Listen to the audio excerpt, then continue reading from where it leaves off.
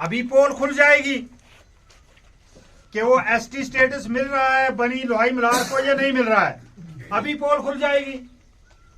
आप तो उसी सरकार का समर्थन भी दे रहे हैं, नेशनल कॉन्फ्रेंस का, तो फिर समर्थन किस बात का दे रहे हैं?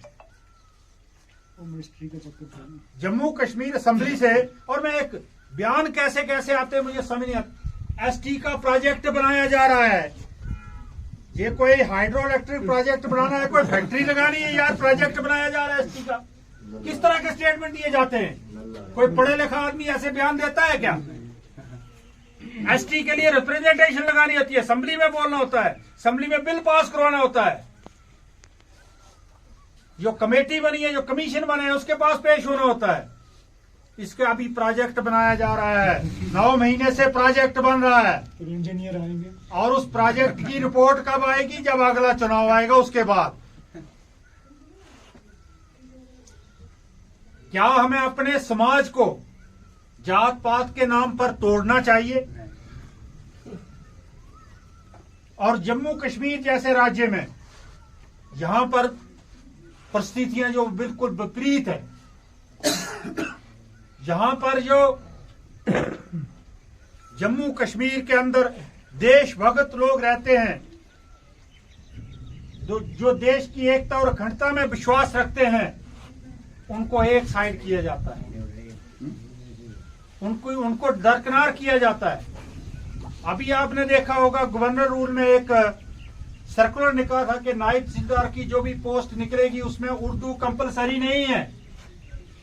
आज उमर अब्दुल्ला उर्दू नहीं गवर्नर रूल में निकला कि उर्दू कंपलसरी नहीं है। जो भी ग्रेजुएट लड़का है वो फार्म भर सकता है। पटवारी में भी नहीं रखा है, पटवारी में भी नहीं रखी थी लैंग्वेज कंपलसरी।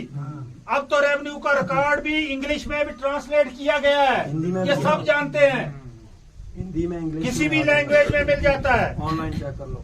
अब जो उमर अब्दुल्ला सरकार आई, वो पोस्ट जानबूझकर उसमें उर्दू को दोबारा कंपलसरी किया गया ताकि जम्मू के बच्चे उसमें ना आ सके। आज मोदी जी को कहते हैं, मोदी सरकार को कहते हैं 10 साल में क्या हुआ। वो 80 साल का हिसाब नहीं देते, 80 साल में क्या किया था। और मोदी सरकार ने जो 10 साल में किया हम गिनाएंगे, जनता भी जानती है, हम गिनाएंगे, वो बाढ़ भी जानता है, पूरी दुनिया जानती है, भारत के जो दुश्मन देश है वहां के जनता जानती है। वो कहते हैं कि लीडर होना चाहिए तो प्रधानमंत्री मोदी जी जैसा होना चाहिए। उनका एरिया इतना है तभी बोलते हैं। गरीबों के खाते बैंक में खोले, गरीबों के खाते में डायरेक्ट बेनिफिट आ रहे हैं, चाहे वो पेंशन है, चाहे वो आपका ये पीएमएवाई के केस है, चाहे मजदूरी है, जो भी बेनिफिट है, सब्सिडी गैस की बैंक के उनके खाते में आ रही है। चोर बाजारी मोदी जी ने बंद की या नहीं की? पीएमएवाई के केस 2-2 एक पंचायत में आते थे, आज कोई पंचायत ऐसी नहीं है यहाँ पर 150 या 200 मकान के केस मोदी जी ने नहीं दिए।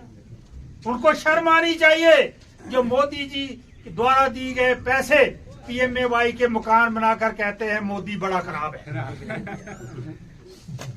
कुछ नहीं, थोड़ा शर्म भी होनी चाहिए, भगवान का भी खौफ होना चाहिए। गरीब लोग जो बगैर इलाज के मरते थे, उनके लिए 5-5 लाख का, गरीब नहीं अमीर हो गरीब हो सबके लिए 5-5 लाख का बीमा दिया।